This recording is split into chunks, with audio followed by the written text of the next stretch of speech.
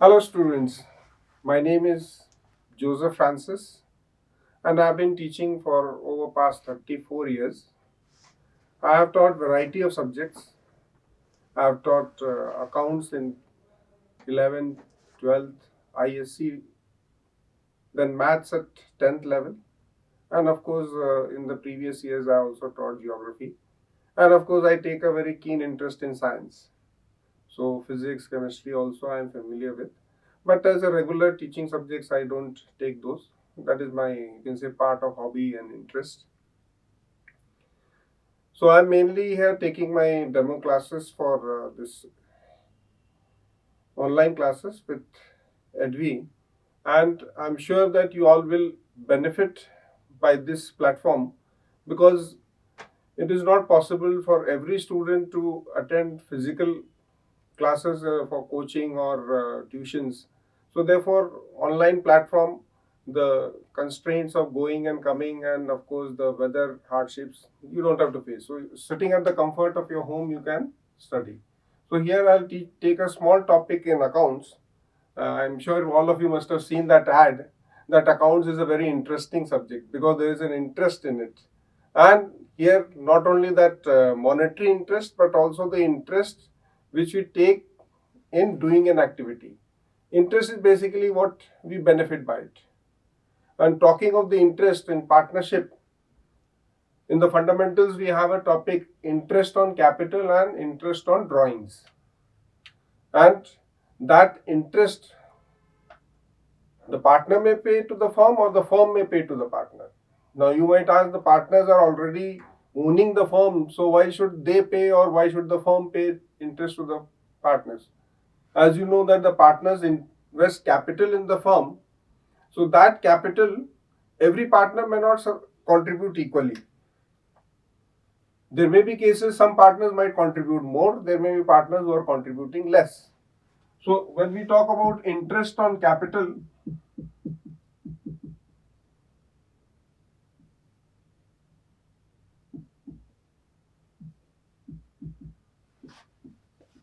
or even on drawings,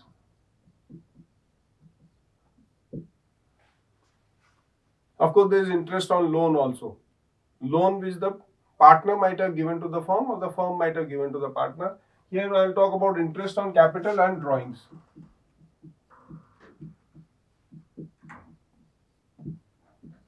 Capital is the amount of money which the partners have contributed towards the firm.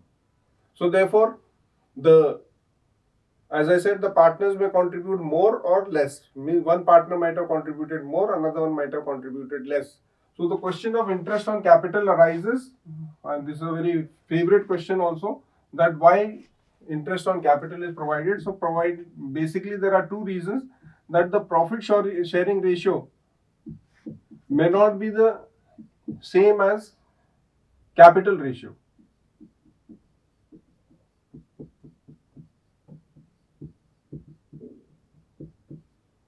Is not equal to capital ratio.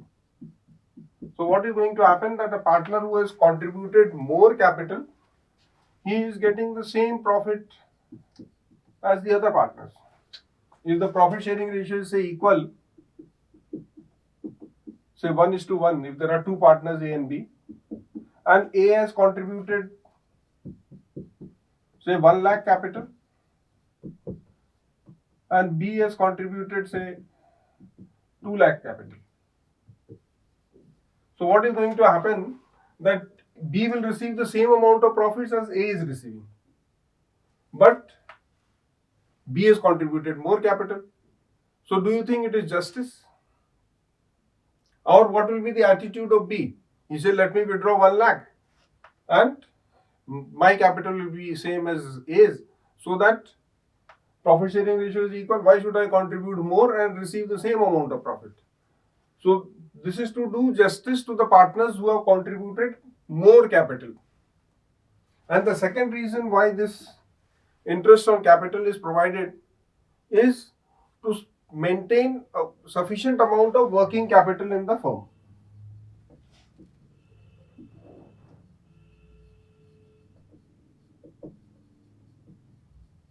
Working capital or even fixed capital.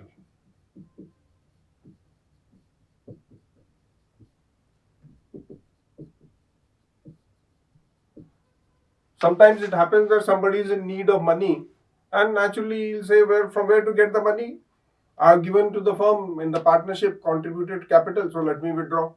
Other partners might object, but he might explain and convince others this is the emergency and I have to withdraw. So naturally, then it becomes a tendency of the other partners. He's withdrawn so much, so let me also withdraw more. And that goes on, and as a result, the capital of the firm decreases. If that happens, then the firm will suffer. Naturally, the profitability of the firm will decline because the capital is decreasing. So, whenever this question is asked, why interest on capital is provided, these are the two reasons you can state. Same thing for drawings. Drawings are the amount of money which the partners are allowed to withdraw from the firm. Now, drawings may be of two types: drawings out of capital or drawings out of expected share of profits. It's but natural that if they are drawing out of capital, so naturally their interest on capital will decrease. Less capital, less interest on capital. If the drawings are out of expected share of profits and our partners are allowed to withdraw certain sum of money, which is stated in the agreement or the partnership deed, and they can withdraw up to that amount.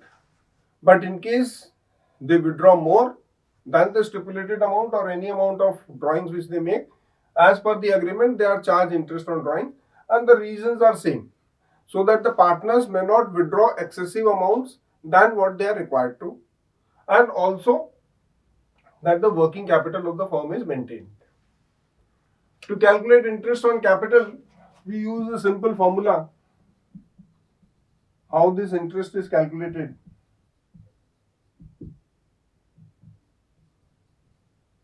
You all have done simple interest. So here we use that simple formula, that interest is equal to the amount of capital into rate into time. And rate is generally given as a percentage.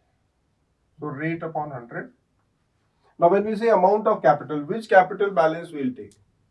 Generally it is the closing balance of the capital at the end of the time period. So therefore, the capital balance might change. Suppose the capital of the partners in the beginning of the year was 1 lakh each, and throughout the year the capital remained the same. So on 1 lakh we will calculate the interest. But in certain cases, sometimes what may happen that a particular partner may withdraw certain amount and the other may not withdraw. We take the same example that A and B are partners having 1 lakh as capital. After 3 months, A has withdrawn say 10,000 or 20,000. So his capital balance becomes 180,000. B's capital remains 1 lakh. Or he might say introduce more capital. Suppose he introduces 30,000 more. So the capital balance will be 1 lakh 30. So in order to calculate the interest on capital, we calculate interest on 1 lakh for how many months 1 lakh was there, and 80,000 for how many months. Suppose 1 lakh was there for 6 months and 80,000 was there for the rest of the 6 months. So on 1 lakh we will calculate interest for 6 months and on 80,000 for 6 months. Or it may happen that here it is for say 4 months and here it is for 8 months. Likewise, B has introduced more capital. So for how many months 1 lakh was there, on that interest will be calculated, and 1 lakh 30,000 was there for how many months, on that the interest will be calculated.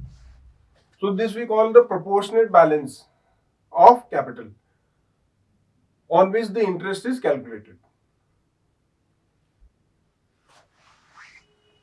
In this we can use the sum and product method, that we make 3 columns, that capital balance. Suppose the drawings are made too often in the month, there may be 3-4 drawings, or sorry, in the year there may be 3-4 drawings, so naturally the balance will change very frequently. So therefore we make a table so that the calculations become easier. And we take the product, and on the product we calculate interest for 1 month. Like in this case, the capital balance of say A was 1 lakh for 6 months. So the product becomes 6 lakhs. 80,000 was the balance for next 6 months. So here this becomes 4 lakh 80,000. Total is 10 lakh 80,000. So on 10 lakh 80,000 we'll calculate interest.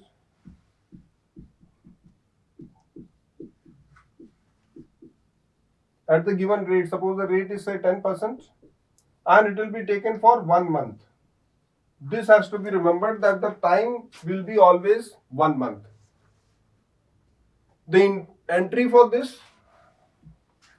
is not very difficult to remember because interest is being paid by the firm to the partner.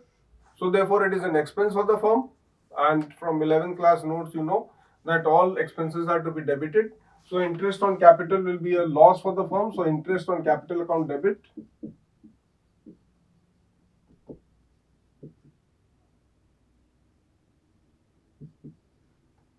To partners capital or current account, depending upon which method is being followed,